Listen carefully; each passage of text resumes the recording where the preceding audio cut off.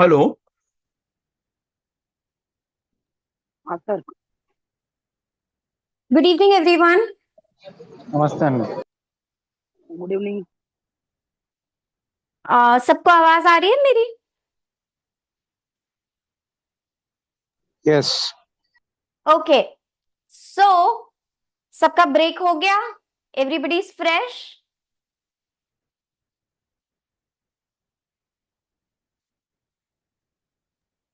Yes अच्छा, madam. अब इसमें आवाज नहीं आई?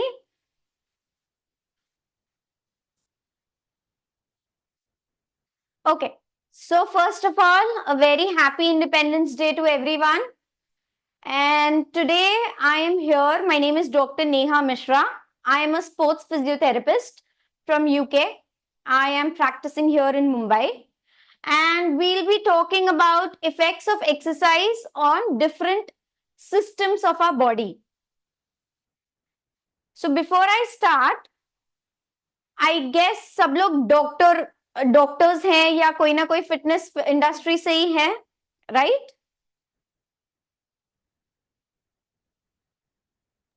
Yes. Yes, that's good to know. I like my sessions to be interactive. तो जितना आप एक्टिवली पार्टिसिपेट करेंगे तो ये लेक्चर से ज्यादा डिस्कशन होगा एंड हम कुछ ना कुछ सीख के जाएंगे, आप मुझसे और मैं आपसे. So I request everyone to participate actively as much as you can during our session. Okay? So when I say the word exercise, तो एक्सरसाइज का क्या मतलब होता है? What is exercise?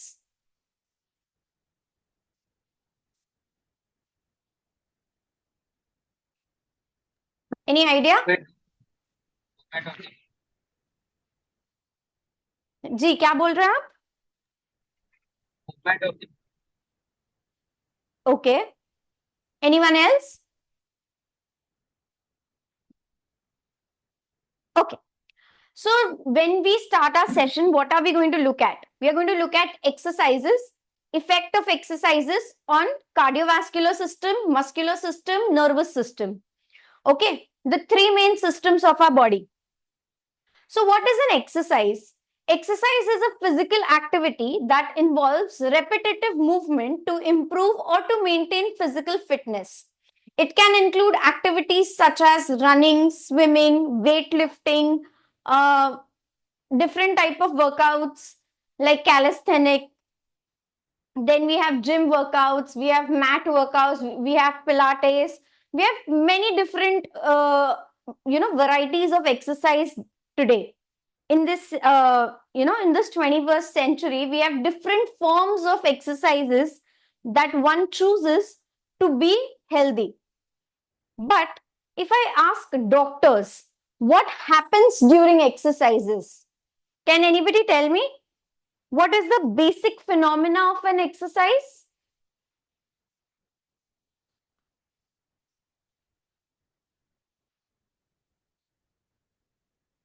Anyone?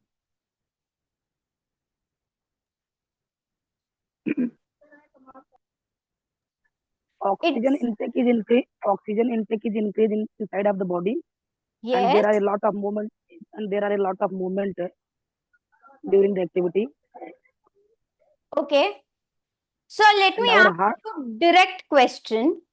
Exercise is conversion of which energy to which energy? कौन सी energy से कौन सी energy में कन्वर्ट होता है when somebody is exercising?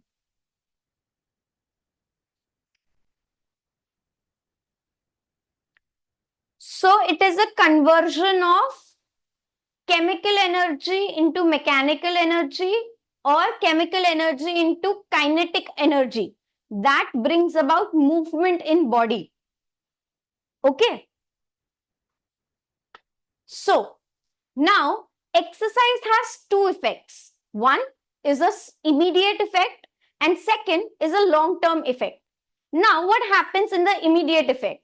Body changes that takes place as soon as we start the exercise. Immediate effect हमें तब दिखेंगे जैसे ही एक इंसान एक्सरसाइज करना स्टार्ट कर देता है. अब long term effect, physiological adaptation which takes place in the body with regular exercises. अब क्या होता है when you start exercising, what are the changes that a person can see? आप एकदम फ्रेश जाते हो, डीओ वगैरह लगा के जाते हो जिम में, but as soon as you start exercising, what happens?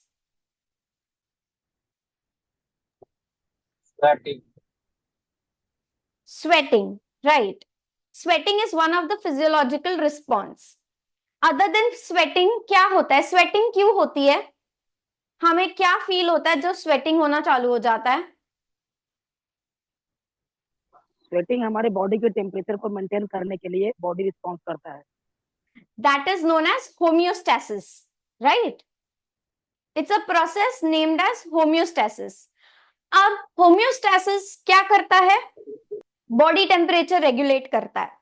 That is absolutely right. Sorry.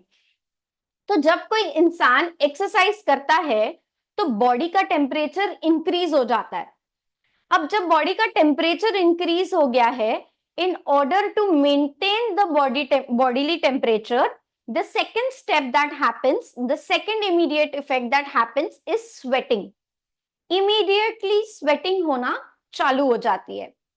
Okay, this is regarding the homeostasis and the temperature change. Now what happens? हम जब एक्सरसाइज करते हैं, स्वेटिंग के साथ साथ और क्या होता है? ट्रेडमिल पे आप 10 मिनट भाग लिए तो उसके बाद क्या हालत होगी? सॉरी, ब्लड प्रेशर इंक्रीज होता है. हार्ट के मसल्स ज्यादा एक्शन में रहते हैं, एक्टिव मोड में होते हैं. Absolutely correct. अब हार्ट के मसल्स ज्यादा पंप कर रहे हैं. क्यों? क्योंकि बॉडी में ब्लड का डिमांड बढ़ गया है. अब ब्लड क्या कैरी करता है? Oxygen and nutrients. एब्सोल्युटली. यानी इन टर्न बॉडी में ऑक्सीजन की डिमांड बढ़ गई. अब बॉडी में जब ऑक्सीजन की डिमांड बढ़ रही है तो बॉडी और क्या करेगा, और क्या एक्शन देगा ज्यादा ऑक्सीजन लेने के लिए एनवायरनमेंट से? इनहेलेशन बढ़ेगा और सांस तेज हो गई. एब्सोल्युटली, यही चीज मेरे को सुननी थी. हमारा रेस्पिरेटरी रेट बढ़ जाएगा बिकॉज बॉडी में डिमांड ऑक्सीजन की बढ़ गई है. तो हम प्रेसिपिटेट करेंगे, हाफना, जिसको हम हाफना कहते हैं, राइट? आप जब भागते हो तो आप हाफने लगते हो, या एक्सरसाइज करते हो तो हाफने लगते हो. क्यों? क्योंकि बॉडी को ऑक्सीजन की जरूरत चाहिए. जो मसल हमारे वर्कआउट कर रहे हैं, जो एक्सेस वर्क हो रहा है, उसमें ऑक्सीजन की डिमांड बढ़ जा रही है, right? So the rapid increase in energy requirements during an exercise requires equally rapid circulation adjustment based on the needs of oxygen and nutrients in the body, the end product of metabolism, such as carbon dioxide and lactic acid, and and to dissipate excess heat. The shift in the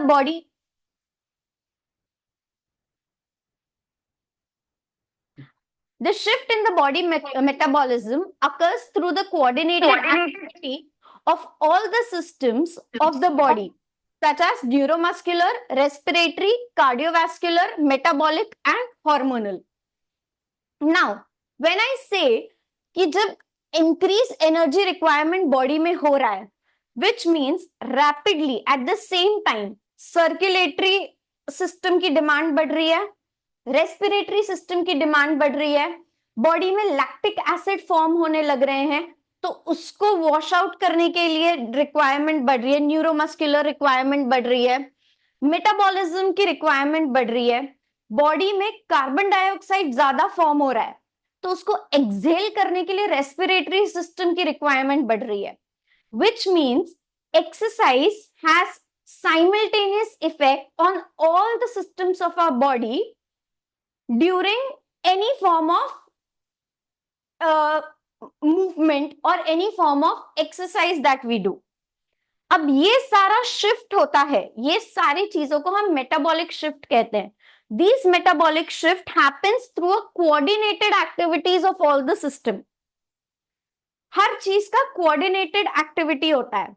जैसे for example अगर मैं respiration देखूं, तो जब body में यहाँ पे जब हार्ट रेट बढ़ गया, तो हार्ट रेट बढ़ने के लिए लंग्स में डीऑक्सीजनेटेड ब्लड जा रहा है उसको ऑक्सीजनेट करने के लिए। सो कार्डियक और रेस्पिरेटरी कोऑर्डिनेटेड मूवमेंट में काम कर रहे हैं। अब जब ये कोऑर्डिनेटेड मूवमेंट में काम करते हैं, मसल में ऑक्सीजन की जरूरत है, विच मींस हार्ट से ब्लड मसल में जा रहा है, मसल भी कोऑर्डिनेट कर रहा है कंटिन्यूस डिमांड करके। जब मसल कोऑर्डिनेशन डिमांड कर रहा है तो ब्लड ऑक्सीजन पहुंचा रहा है, विच मींस 3 सिस्टम एक्टिवेट हो गए, कार्डियक, मस्कुलर एंड रेस्पिरेटरी। अब इन सब का बॉस कौन है? Brain.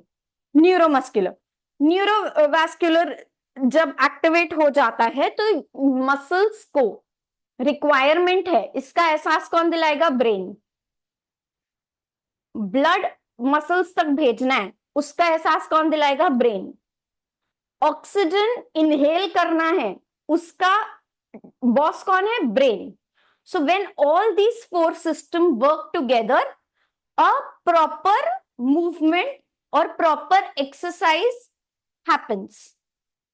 Okay, so the short term effect of exercises on muscle are: working muscles produce heat, increase muscle fatigue due to lactate accumulation, lactic acid का ये बढ़ जाता है।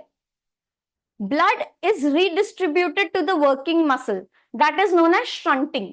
Shunting is a process in which जो muscle activate कर रहा है, for example अगर आप आज लेग्स मार रहे हो जिम में, तो हम स्क्वाट्स कर रहे हैं, हम लंजेस कर रहे हैं, हम लेग प्रेस कर रहे हैं, हम नी एक्सटेंशन एक्सरसाइजेस कर रहे हैं, तो इन सब में अपर बॉडी से ज्यादा लोअर बॉडी मसल्स एक्टिवेट हो रहे हैं, विच मीन्स ऑक्सीजनेशन, सर्कुलेशन आपका लोअर लिम्ब में ज्यादा होगा as compare to the upper limb.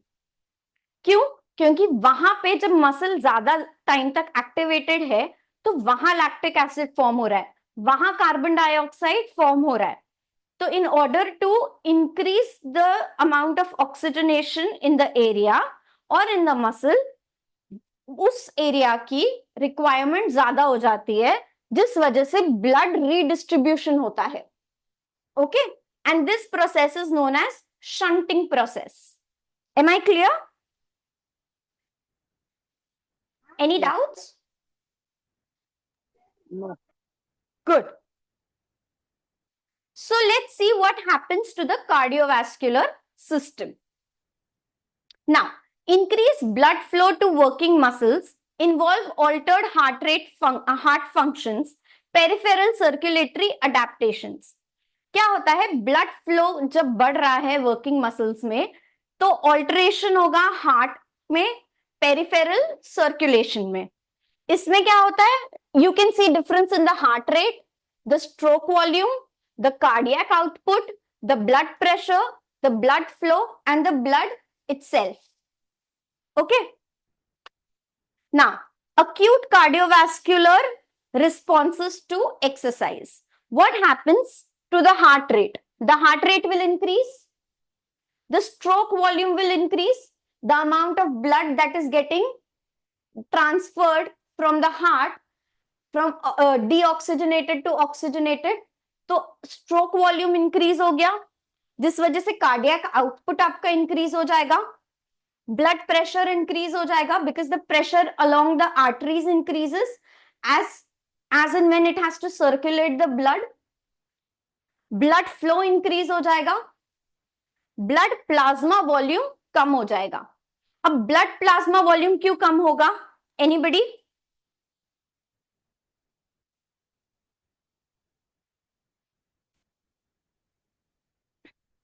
Any idea blood plasma volume क्यों कम होगा?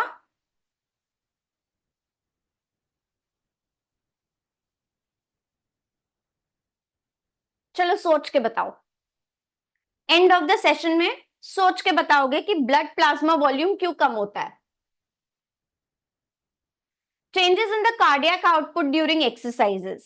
CO2 increases, that is carbon dioxide increases during exercise in direct proportion to metabolic rate required to perform the exercise task.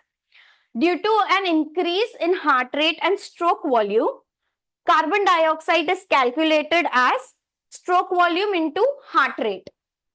Okay, now what happens is carbon dioxide increase हो रहा है, वो तो हो रहा है, हम एक्सरसाइज क्यों करते हैं? फैट लॉस के लिए, राइट, या अपने आप को मेंटेन करने के लिए। तो जब हम फैट लॉस की तरफ जाते हैं तो हमारा मेटाबॉलिक रेट बढ़ जाता है बॉडी में। क्यों? क्योंकि एक्सरसाइज करने या कोई भी मूवमेंट करने के लिए हमको किस चीज की जरूरत होती है? बेसिक चीज। अगर आप में स्टैमिना नहीं है या आप में एनर्जी नहीं है तो क्या आप एक्सरसाइज कर पाओगे? नहीं, राइट। सो किसी भी एक्सरसाइज को परफॉर्म करने के लिए आपको एनर्जी चाहिए, ओके। और जब एनर्जी रिक्वायरमेंट या energy that is available in the body gets over, body किसके पास जाता है? स्टोर्ड फैट्स के पास जाता है in order to take the energy, okay. Fat house is also a storage of energy house, but it is reserve. जैसे गाड़ी में पेट्रोल खत्म होने के बाद रिजर्व यूज होता है 10 किलोमीटर तक, वैसे ही जब बॉडी में हमारा फ्यूल खत्म हो जाता है, दैट इज एनर्जी खत्म हो जाती है, तब बॉडी फैट रिजर्व्स के पास जाती है एनर्जी लेने के लिए, टिल द टाइम वो एनर्जी बना रही है। That's how the metabolism acts, the metabolic rate increases, so does the carbon dioxide production in the body increases. In order to change this cycle, what happens? Our heart rate increases, respiratory rate increases, which means demand of oxygen increases, which means we try to gulp in as much oxygen as we want. Okay? Now, redistribution of blood flow during exercises. During maximal exercise, 80 to 85% of total carbon dioxide goes to the contracting muscle. Now, oxygen goes to the muscle, but carbon dioxide gets produced in the working muscles. Okay, necessary to meet the huge increase in muscle oxygen requirement during intense exercises. Increase to muscle is due to redistribution of blood flow from inactive organs to the contracting skeletal muscle. So neighboring जो भी inactive organs होते हैं, जैसे during our exercise कौन से organ active होते हैं? Any idea?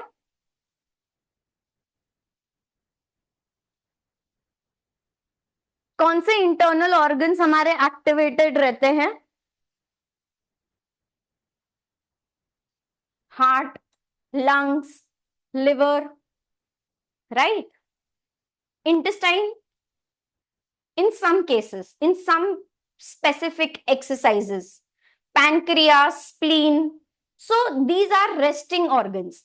So क्या होता है, अगर upper body को blood की जरूरत है तो resting organs सप्लाई करती है, रीडिस्ट्रीब्यूट करती है। अगर उसको 100% चाहिए तो वो अपना 70% दे देती है, because at the time they are resting, they are not in action, so they do not require that much amount of blood at that moment.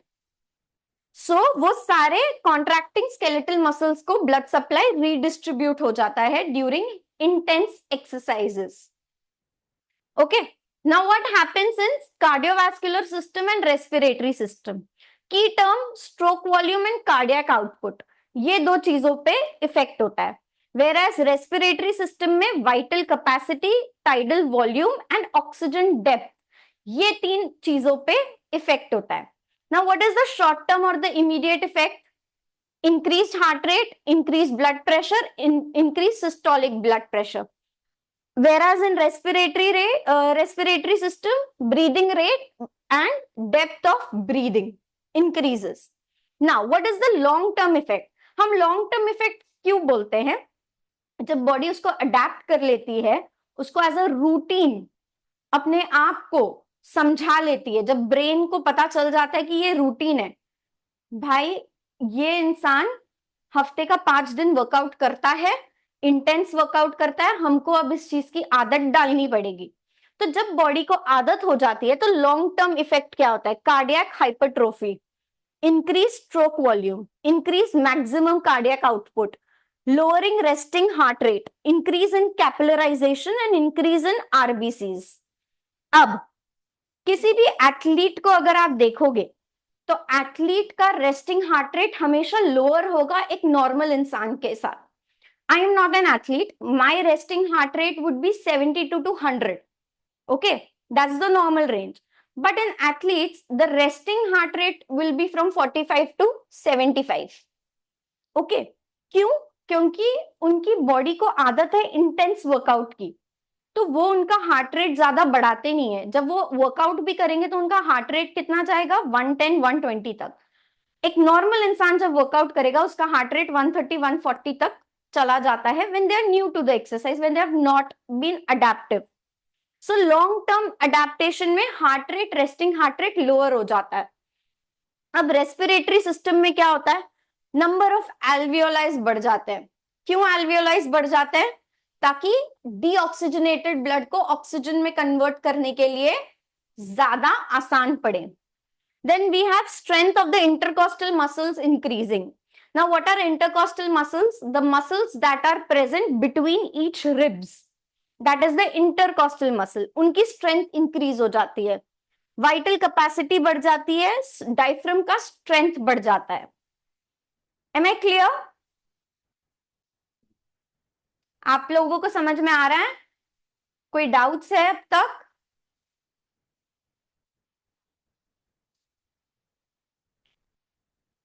Alveoli क्यों बढ़ता है मैडम, वो नहीं समझ में। हाँ जी, एल्वियोलाई क्यों बढ़ता है? एल्वियोलाई क्यों बढ़ता है? एल्वियोलाई मैंने बोला ना, जब बॉडी में ऑक्सीजन की जरूरत होती है तो हार्ट से डीऑक्सीजनेटेड ब्लड लंग्स में जाता है, वो एल्वियोलाई होता है जो उसको ऑक्सीजनेटेड ब्लड में कन्वर्ट करता है। तो जब बॉडी को आदत हो जाती है ऑक्सीजन बनाने की ज्यादा, तो नंबर ऑफ एल्वियोलाइज जो प्रेजेंट होते हैं वो भी बढ़ने लगते हैं, मल्टीप्लाई होते हैं, ताकि वो ज्यादा ऑक्सीजन बना पाए। Okay, now Okay. let's see what happens on the muscular system when somebody is exercising.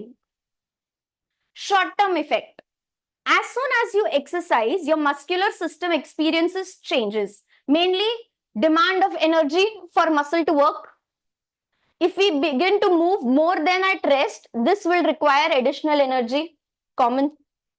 Increase carbon dioxide production. When we release energy aerobically, carbon dioxide is a byproduct along with water, that is sweat. So when carbon dioxide and sweat is getting released in the body, the demand of oxygen will in turn increase. Then increased temperature, as we discussed, lactic acid production. Lactic acid is a byproduct when we produce energy anaerobically. Anaerobically मतलब normal से ज्यादा हम जब जबरदस्ती energy produce करने की कोशिश करते हैं एनएरोबिकली, तब लैक्टिक एसिड का प्रोडक्शन होता है। और वो कहां से होता है? कौन सा ऑर्गन लैक्टिक एसिड प्रोड्यूस करता है?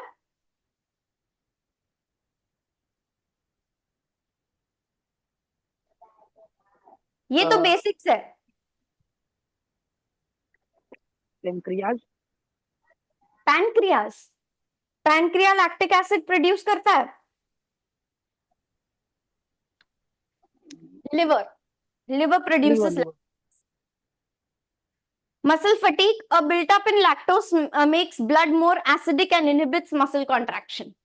जब लैक्टिक एसिड डेवलप होता है तो मसल कॉन्ट्रैक्ट होने के लिए डिफिकल्टी होती है। आप लोगों ने देखा होगा ज्यादा वर्कआउट करने या ज्यादा चलने पे क्रैम्प्स आ जाते हैं। क्रैम्प्स क्यों आते हैं? क्योंकि लैक्टिक एसिड का प्रोडक्शन यानी लैक्टिक एसिड का लेवल हाई है और ऑक्सीजनेशन कम है। उस टाइम पे हम क्या करते हैं? हम मसल को बाहर से कॉन्ट्रैक्ट करते हैं उसे ठीक करने के लिए। जब मसल हम बाहर से कॉन्ट्रैक्ट करते हैं तो लैक्टिक एसिड का ब्रेकडाउन होता है।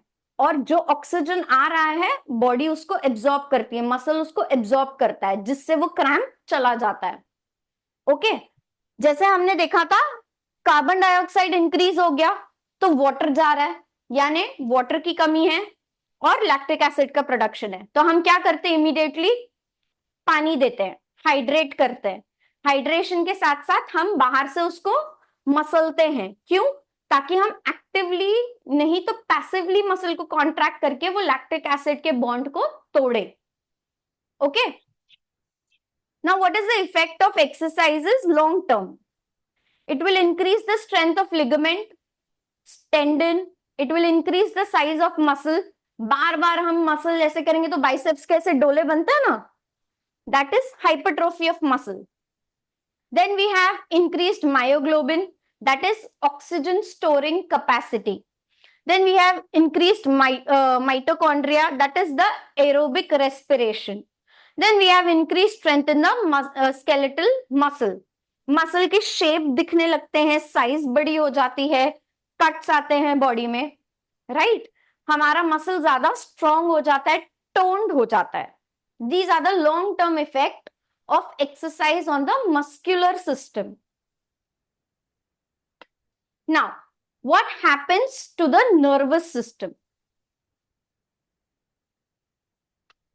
So, the effect of exercise on the brain. First is the endorphin gets released. That is the dull sensation of pain. Exercise करते करते पेन होता है ना, उठाते हुए, रेपिटेशन करते हुए एक टाइम पे ऐसा लगता है नहीं अब मैं उठा ही नहीं सकता या मैं उठा ही नहीं सकती. That is the release of endorphins. Then we have serotonin, mood enhancer.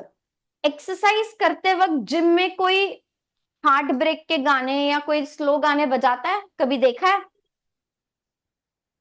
हाँ या ना? सो गए सब लोग? अभी गए ही नहीं है, कभी गए नहीं है जिम. तो जो लोग जिम जाते हैं वो लोग को तो पता होगा कि बहुत ज्यादा नहीं बजाते. हाँ, बहुत ज्यादा स्ट्रॉन्ग म्यूजिक रहता है, हैप्पी मूड वाला म्यूजिक रहता है. क्यों? जब ब्रेन सेरोटोनिन रिलीज करता है तो उसमें हैप्पीनेस आता है, मूड एनहांस हो जाता है इंसान का. और जब मूड एनहांस होता है तो उसको मोटिवेशन भी मिलता है, प्लस पेपी सॉन्ग्स के वजह से they are happy all the time. So serotonin is a mood enhancer that gets released during exercise. Blood flow to the brain increasing, delivering more oxygen and nutrients and improving waste removal. Then dopamine is released. It improves motivation, focus and learning. Hormones combine with BDNF to grow brain cells, regulate mood and provide mental clarity. जो brain में फॉगीनेस होता है, sleepiness होता है, आलस होता है, laziness होता है, वो सब एनहांस हो जाते हैं when hormones such as endorphin, serotonin, dopamine gets released from the brain during exercises. The hippocampus, a part of the brain concerned with learning and memory, grows in size with regular exercise over time. हम जब exercise करते हैं तो हमारा यहाँ पे एक area होता है, उसको कहते हैं हिप्पोकैम्पस, उससे हमारी मेमोरी स्टोर होती है. तो कुछ लोग होते हैं जो जल्दी भूल जाते हैं. Exercise enhances, studies have proved कि एक्सरसाइज के वजह से आपका हिप्पोकैम्पस का एरिया बढ़ जाता है, जिससे आपकी मेमोरी स्ट्रांग होती है. Then brain deprived neurotrophic factors is related to protecting and repairing neurons from injury and degeneration. तो कभी आपने देखा होगा एक्सीडेंट हो जाता है, आपने देखा था ऋषभ पंत का एक्सीडेंट हुआ था, उसने 1.5 साल फिजियोथेरेपी ली क्रिकेट खेलने से पहले. क्यों? क्योंकि एक्सरसाइज से क्या हुआ, BDNF that is brain derived neurotrophic factor brain ने रिलीज किया, जिस वजह से रिपेयर होने लगे इंजरी और डीजेनरेशन से. नेक्स्ट क्या होता है, न्यूरोनेफ्रिन improves attention, perception and motivation. So brain में क्या होता है, केमिकल लोचा, जैसे संजय दत्त कहता था. तो ये सारे केमिकल लोचा एक्सरसाइज की वजह से पॉजिटिव इफेक्ट ज्यादा दिखाते हैं.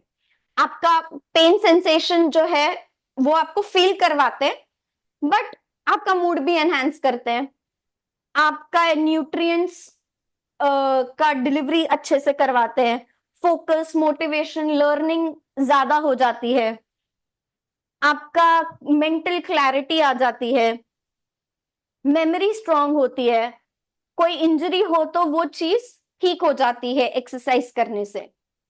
Now mental conditions such as depression, PTSD, schizophrenia, autism, ये सारी चीजों में हमने देखा है, study has provided facts, exercise positive impact लाता है।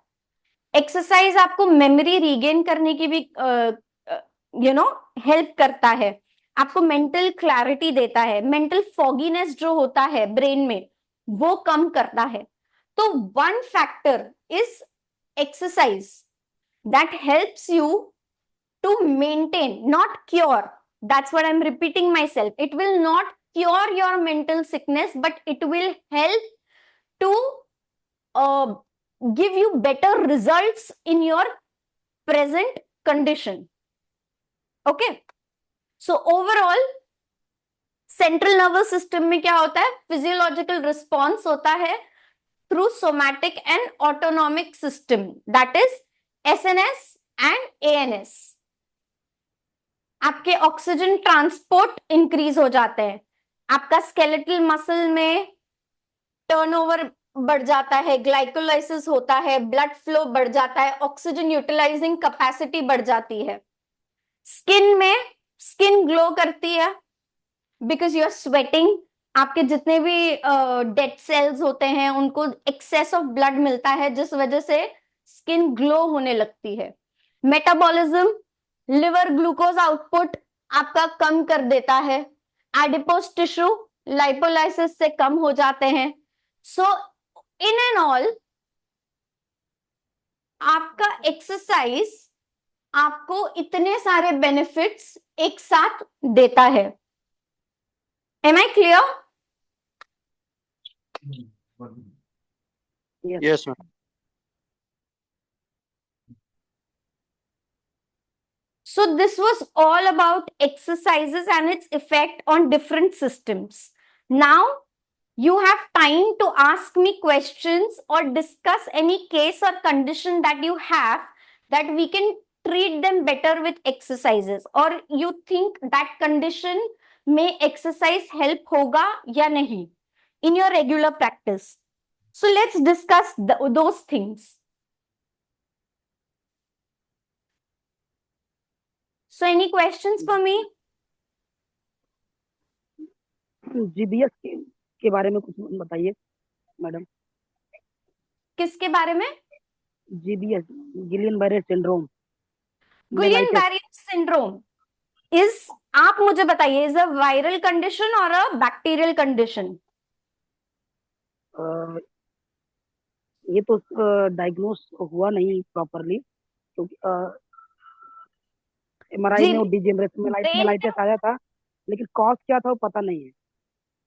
ओके, ठीक है। वो आगे डायग्नोस नहीं हुआ ना। बैक्टीरियल इन्फेक्शन, जब बैक्टीरिया बॉडी में घुसता है ड्यू टू अनहाइजीनिक फूड और अनहाइजीनिक प्लेस, और कहीं चोट लगी है और आप अनहाइजीनिक जगह पे गए हो, वहां से अगर वो बैक्टीरिया आपके बॉडी में घुसता है तो जीबीएस का एक प्रॉपर तरीका होता है, वो नीचे से ऊपर वीकनेस लाता है, ना कि ऊपर से नीचे।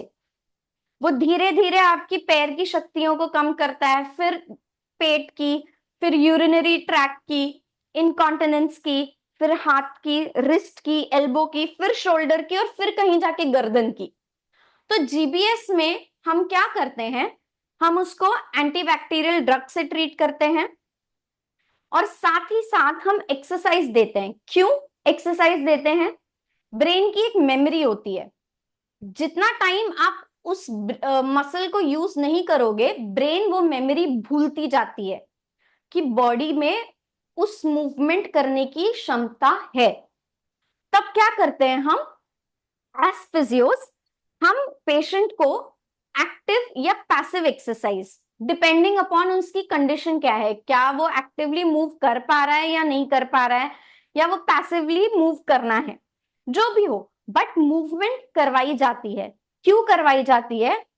3 रीजन, ताकि ब्रेन में मेमोरी फॉर्म होने लगे, मसल एट्रोफी में ना जाए, एट्रोफी यानी वेस्टेज में ना जाए, मसल छोटा हो जाता है अगर हम एक्सरसाइज नहीं करते हैं तो हम जब एक्सरसाइज करते हैं तो मसल बल्कियर होने लगता है, जब बल्कियर होगा तो स्ट्रेंथ भी बढ़ेगी।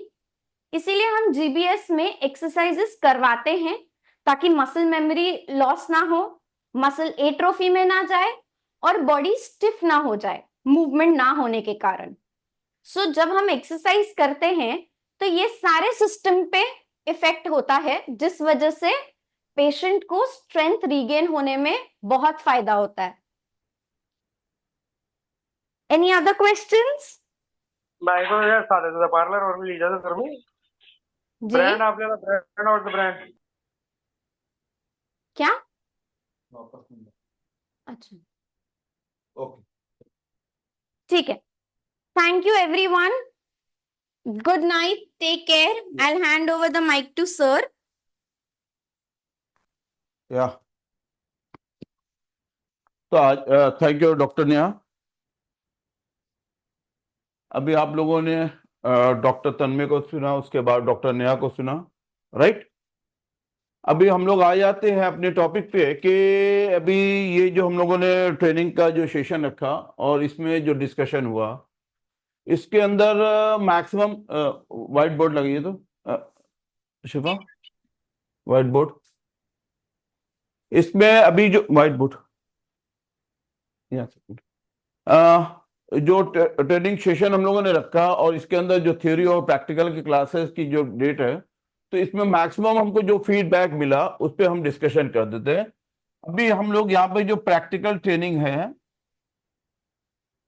प्रैक्टिकल ट्रेनिंग ये रखने जा रहे हैं, प्लीज नोट डाउन। ये 5 डेज की होगी practical training, 5 days practical training होगी 25 of September to 29th of September, right? यही है ना डेट? है, देख ली कैलेंडर में, देखिए।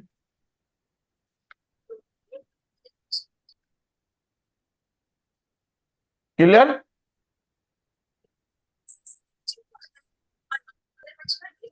जी बिल्कुल ठीक है सर। ठीक है। अभी यहाँ पे ना, क्योंकि यहाँ पे अभी हम लोगों ने जो कोशिश किया था कि आपका 60 आवर्स इसमें थ्योरी क्लासेस रखेंगे और 40 आवर्स इसमें प्रैक्टिकल रखेंगे, तो मैक्सिमम स्टूडेंट को जो फीडबैक मुझे मिला उसके अंदर they are not interested in the theory classes. तो हम इसमें 4 डेज पहले रख रहे थे, लेकिन इसमें आपको 5 डेज मिनिमम होना चाहिए प्रैक्टिकल ट्रेनिंग के लिए, जिसके अंदर सारे आपको मेथड जो भी है, कैरोप्रैक्टिस है, इसमें मायोफेशियल रिलीजिंग टेक्निक्स है, और इसके अंदर और भी क्या क्या है कि इसके अंदर जो शॉकवे है और अल्ट्रासोनिक टेक्निक्स है, ये सारी चीजों को हम 5 डेज प्रैक्टिकल ट्रेनिंग होगी मुंबई के अंदर। इसका जो टाइम होगा ये फुल डे होगा, 10 AM to 6 PM। ठीक है? जी जी ठीक सर।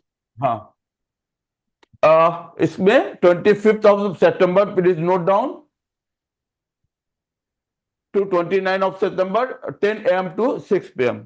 अब इस प्रैक्टिकल ट्रेनिंग के अंदर आपको वो सारी फैसिलिटीज दी जाएगी जो प्रैक्टिकल ट्रेनिंग के दौरान मिलती है स्टूडेंट को। सर ग्रुप में मैसेज भी डलवा देना सर एक बार डेट का। हाँ, मैं ग्रुप में यस, आप कौन बोल रहे हैं? रोहित शर्मा बोल रहा हूँ सर, जैसलमेर राजस्थान से। ओके ओके रोहित जी, ओके, या मैं ग्रुप में मैसेज भी डाल दूंगा।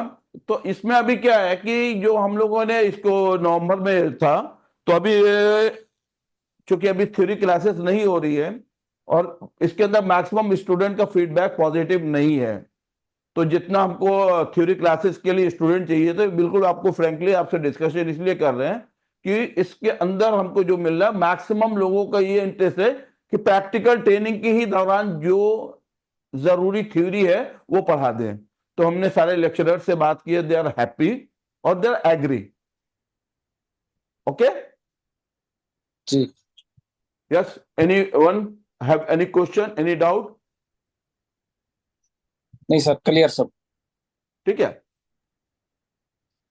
अब इसके अंदर रोहित जी आपके अलावा और भी इसकी जो जो एक्चुअल जो फीस है 5 डेज में, इसमें जो होता है 5 डेज में, जितने भी ऑल ओवर इंडिया जो कैरो की चलती है 5 डेज की जो जो ट्रेनिंग है, इसकी जी जो जी जो एक्चुअल फीस होती है वो 25,000 होती है। ठीक है, ये जी। एक्चुअल फीस है। ठीक है, ठीक है लेकिन सर। हमारे आरएसएम में, आरएसएम का हमारा जो मोटिव है वो एजुकेशन का, आपसे पैसा लेना नहीं। हम आपसे वही चार्ज करेंगे जिससे हमारे लेक्चरर का और जो भी मेंटेनेंस वो निकल जाए। तो ये जस्ट यहाँ पे इसका जो हैगा ये 18,000 होगा, जिसमें आपका इंक्लूड होगा स्टडी मटेरियल और आपका लंच और स्नैक्स इसके अंदर इंक्लूड होगा। नाइट स्टे का फिर इंडिविजुअल होगा सब उधर? यस है। नाइट स्टे का वहाँ पे इंडिविजुअल हमें करना नहीं, पड़ेगा अपने आप? यहाँ पे ये जो हम बता रहे 18,000 ये आपका ट्यूशन फीस है, 5 डेज प्रैक्टिकल ट्रेनिंग की फीस है। ठीक है। इसके अंदर accommodation according to your budget, आपको इसमें 500 पर डे डॉर्मेट्री भी है। इसके अंदर आप शेयरिंग रूम चाहेंगे तो 200 में आपको 2 पर्सन के लिए डॉर्मेट्री सॉरी रूम शेयरिंग भी मिल जाएगा। और ये जो चीजें हैं वो वॉकिंग डिस्टेंस पे अराउंड 1 किलोमीटर, यानी वॉकिंग डिस्टेंस जहां पे आपका ट्रेनिंग होगी वहां से आपका होटल नियर बाई होगा, अंधेरी वेस्ट। वो आपको लोकेशन वगैरह भी मैं भेज दूंगा। ठीक सर, ठीक। Yes, anyone have any question? Total charges कितना हो गया सर? 18,000। 18,000 और प्लस फी 25? नहीं नहीं नहीं, ये फीस जो एक्चुअल फीस जो 5 डेज के लिए जो चार्ज होती है वो Okay. हम यहाँ पे इसको लेस करके यहाँ पे ये डिस्काउंटेड अमाउंट में बता रहे 18,000 सिर्फ पे करना है, ओनली 18,000 5 डेज प्रैक्टिकल ट्रेनिंग का। ये मैं बता रहा हूं कि अभी तक जितने भी कैरो की क्लास होती थी पर डे 5,000, अगर 5 डेज का है तो इसकी फीस 25,000 होती है। लेकिन Okay. यहाँ पे आपको आरएसएम हम लोगों का जो मैनेजमेंट है वो ये देखता है कि स्टूडेंट जो बाहर से आता है उसको रहना खाना पीना आना जाना वो सारी चीजें लगती है, राइट? ओके। तो उन Yes. सारी चीजों को नजर में रखते हुए ये यहाँ पे ये डिसाइड किया कि आपका 5 डेज की जो प्रैक्टिकल जो ट्रेनिंग है उसकी पेमेंट आपको बनी 18,000 रुपीज सिर्फ पे करनी है, only 18,000। 18,000 plus training plus include lunch और स्नैक्स स्नैक्स। या ओके। Study Okay. मटेरियल जो है आपको सॉफ्ट कॉपी में मिलेगी, नोटबुक वगैरह भी मिलेंगे आपको। ओके, जी, ठीक है sir, thank you. Yes, anyone? Sir ये जो कोर्स है ये इसका सर्टिफिकेट कैसा रहेगा, उसका वैलिडिटी क्या रहेगा? इसमें इसका जो है देखिए, अभी ये प्रैक्टिकल ट्रेनिंग है। 18,000 फिक्स बाहेरचे असेल तर 22,000.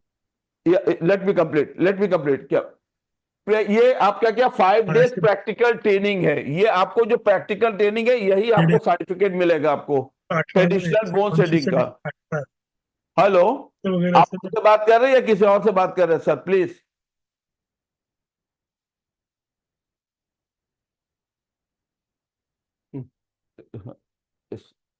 व्हाइट बोर्ड खोलिए। हेलो यस, हाँ बोलिए। सर, इसमें जो 5 डेज का है प्रैक्टिकल वगैरह रहेगा उसका हमें सर्टिफिकेट कायरो का मिलेगा? कपिंग? नो नो नहीं, इसके अंदर जो 5 डेज प्रैक्टिकल ट्रेनिंग का जो आपको सर्टिफिकेट मिलेगा traditional bone setting okay. Based on the chiropractic techniques. Okay, और कपिंग हिजाम वो?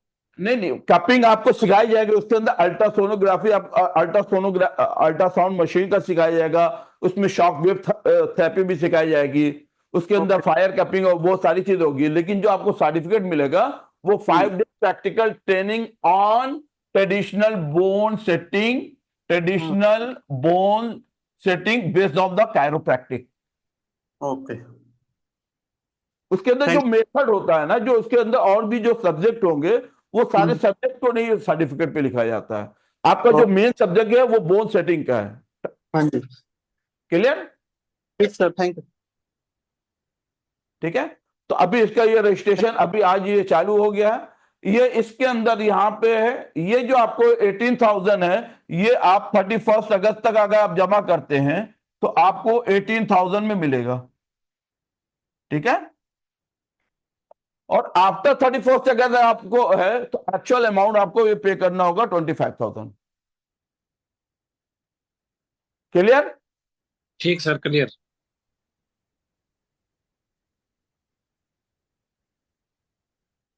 Yes, anyone have any doubt? No Okay. Sir इसमें चलिए थियरी नहीं होगी? जी, थियरी नहीं होगी इसमें सर? इसमें देखिए, आप जब आएंगे पढ़ने के लिए, प्रैक्टिकल के लिए, तो आपको ये बताया जाएगा ना व्हाट इज स्पाइन। इसके अंदर जो अभी जैसे डॉक्टर तन्मय ने आपको जो थ्योरी पढ़ाई, डॉक्टर नेहा ने आपको जो थ्योरी पढ़ाई, तो बगैर कुछ थ्योरी पढ़ाए आपको डायरेक्ट प्रैक्टिकल कैसे बताया जाएगा? नहीं, जो पहले कोर्स था। देखिए अभी ऐसा है ना कि उस कोर्स के बारे में तो अभी हम इसलिए डिस्कशन नहीं कर सकते कि नंबर ऑफ जो स्टूडेंट है, हम तो ये चाहते हैं कि प्रॉपर आपके अंदर जितनी भी नॉलेज जाए। आज ये ना 2 साल का ये डिप्लोमा कोर्स स्टार्ट होने जा रहा है, कायरोप्रैक्टिस 2 इयर्स। अभी जैसे जो फिजियोथेरेपी वो 4.5 साल का कोर्स होता है, राइट। तो वो जो एक कोर्स है, वो एक कोर्स के हिसाब से तो हम लोगों ने 100 आवर्स का ये शुरू किया था, लेकिन इसके अंदर थ्योरी के लिए मैक्सिमम स्टूडेंट नहीं एग्री है। तो वो लेक्चरर अभी आपके सामने 2 लेक्चर आए, हर लेक्चरर का एक विजिट का चार्ज होता है। अभी 30 लेक्चर है, अगर 60 आवर्स के अंदर 2 आवर्स पर इसका जो है 30 लेक्चरर्स है, उनके भी चार्जेस, वो भी वो स्टूडेंट पे करने के लिए नहीं तैयार है, तो हम क्या कर सकते हैं? जी जी सही है सर।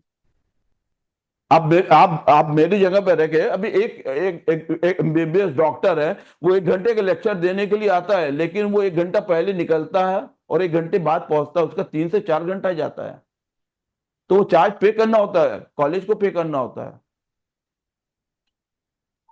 हम तो तो ये सर चाहते हैं कि इसका 100 आवर्स नहीं, इसका 1 ईयर का कोर्स हो, मैक्सिमम स्टूडेंट हो, आपको पूरा 1 ईयर का इसमें कायरोप्रैक्टिक पढ़ा है। मैं वो नहीं बोल रहा हूँ, मैं वो बोल रहा हूँ कि 68 आवर्स का जो पहले हम लोग ने बनाया था कोर्स, हाँ, बैच जो बनाया 60 आवर थ्योरी, और इसमें था 68 आवर थ्योरी। फिर इसको था। हम और उसको मिनिमाइज करके 60 आवर थ्योरी रखा था, 40 आवर प्रैक्टिकल रखा था, जी बराबर।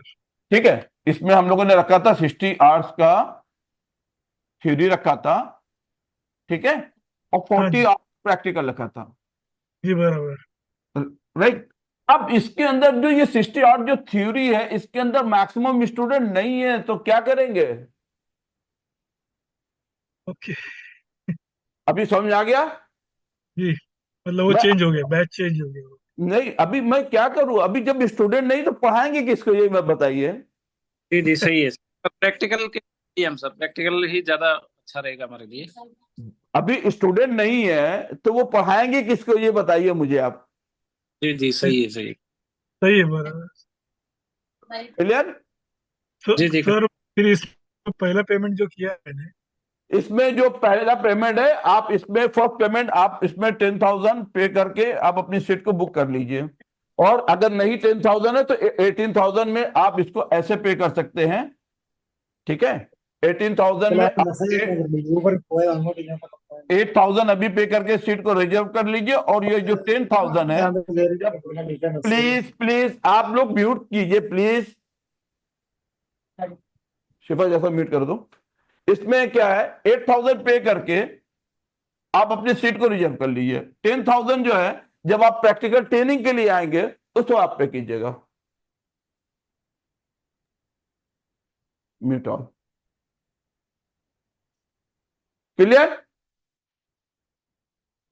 Okay sir. Any question? Sir जैसे पहले हमने 10,000 डाले हुए हैं तो अब 18 और देने हैं। नहीं नहीं नहीं नहीं, 8,000 देने हैं सिर्फ। 8 ही देने हैं। तो अभी अभी तो फिर डालने की जरूरत नहीं है, हम तो फिर नहीं, आएंगे अभी तभी। आपका सीट रिजर्व हो गया। अगर आप प्रैक्टिकल के लिए आ रहे हैं तो आपका सीट रिजर्व हो गया, ठीक सर ठीक। ठीक है। Sir clear. क्लियर? जी जी बिल्कुल। जिन लोगों ने थ्योरी के लिए 10,000 पे किया था, है, उनको 30,000 टोटल पे करना था। जी लेकिन अभी चूंकि थ्योरी नहीं हो रही है तो अभी आपको 18, तो जिनका जो ऑलरेडी 10,000 हो गया उनका सीट रिजर्व हो गया, उनको सिर्फ 8,000 पे करना होगा। Okay okay clear. यस। जी तो आई थिंक आप में से किसी को कोई और कोई क्वेश्चन कोई डाउट्स है तो पूछ लीजिए, और नहीं तो आज के सेशन को हम लोग एंड करते हैं। No doubt sir. सर इसमें हाँ सर एक एक बोलिए। डाउट था, एक एक या डाउट और है। हाँ बोलिए। जो ट्रेनिंग के लिए आ रहे हैं उनका जो स्टे रहेगा तो फिर वो बढ़ जाएगा ना पैसा? अभी देखिए वो आपके ऊपर है ना, इसके अंदर जो एकोमोडेशन के ऊपर आप बात कर रहे हैं, एकोमोडेशन में देखिए ऐसा है ना, एकोमोडेशन में 500 पर डे भी है, डॉर्मेट्री है, ठीक है। और इसमें जो डबल बेड होता है, डबल बेड का जो रेट है इसके अंदर 2400 है, इसके अंदर सॉरी 2400 है, इसमें 2% शेयर कर सकते हैं। तो इसमें अगर डॉर्मेट्री एसी डॉर्मेट्री में रुकना तो 500 है, अगर 2% है उसमें शेयरिंग रूम है तो एक का 1200 आता है, ठीक है, एक का 1200 आता है। Okay sir. अब यह क्या है, ये पर डे है। इसमें क्या है, नियर बाई आप, अब आपका कोई है तो इससे कम में आपको मुंबई में और near by station walking distance इससे कम में पॉसिबल नहीं है।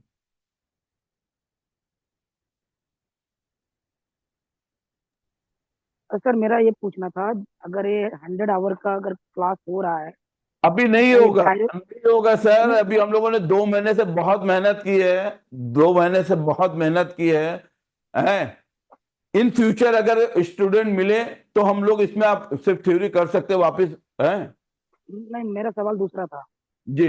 अगर अगर 100 आवर का होता है तो क्या उसमें हाँ कायरोप्रैक्टिक का सर्टिफिकेट मिलेगा या बोन सेटिंग का ही वो नहीं, रहेगा?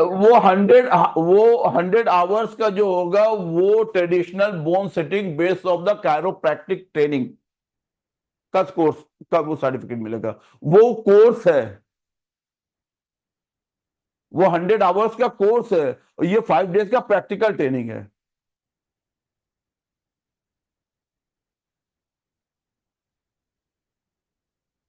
क्लियर? Is it clear? जी बिल्कुल क्लियर। हाँ सर।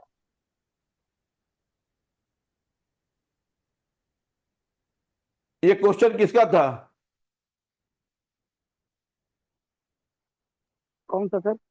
अभी कौन आप अभी आपका ये जो क्वेश्चन आप कौन सा पे जैसा बोलिए तो हम आपके नाम से बात करें। मैं सुशील मौर्य बोल रहा हूँ सर। अच्छा मौर्य जी, अभी ऐसा है ना कि इसमें जो 100 आवर्स का है ना, वो 100 आवर्स जो है ना, वो 100 आवर्स का एक कोर्स था, ठीक है। ये क्या है, ये 5 डेज का प्रैक्टिकल ट्रेनिंग है। ये आपको प्रैक्टिकल ट्रेनिंग मिलेगी, practical training 5 days practical training on the traditional bone setting based on the chiropractic techniques. Clear? Course और ट्रेनिंग में फर्क होता है। क्लियर? समझा सर मैं। जी सर। मौर्य जी अब क्लियर हो गया? हाँ sir. Okay, thank you, good night. और if anybody have any doubt any question, please note down my personal number, message me on this number 9323712637। इस नंबर में आप मुझे पर्सनल मैसेज अपने नाम के साथ कर दिएगा, जो भी डाउट्स होगा हम आपको फिर इस पर डिस्कशन करेंगे। Okay, thank you, good night.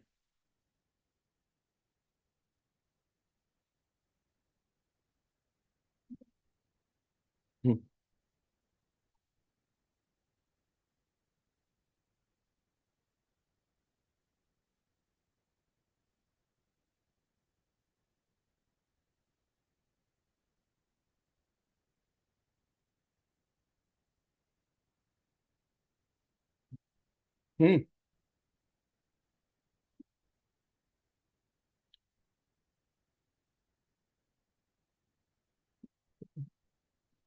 Hmm